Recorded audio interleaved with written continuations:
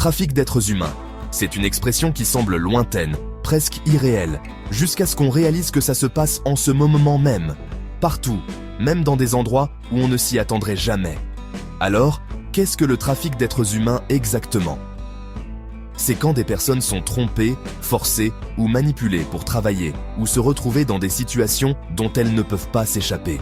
Cela peut signifier le travail forcé, le trafic sexuel ou même le trafic d'organes. De manière choquante, on estime que plus de 27 millions de personnes sont piégées dans l'esclavage moderne aujourd'hui, plus qu'à n'importe quel autre moment de l'histoire. Et non, cela ne se passe pas seulement loin. Les victimes peuvent être n'importe qui, des enfants, des femmes, des hommes, quelle que soit leur nationalité ou leur origine. Les trafiquants exploitent souvent la vulnérabilité, la pauvreté, le manque d'éducation ou des situations familiales difficiles.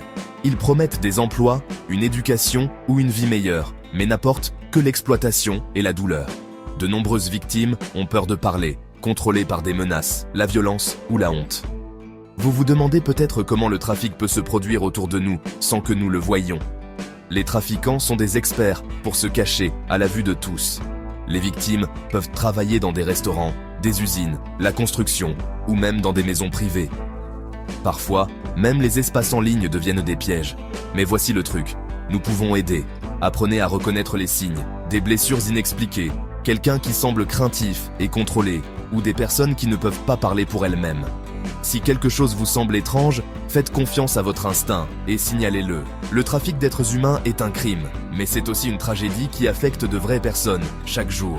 En le comprenant, en parlant et en veillant les uns sur les autres, nous pouvons faire une différence.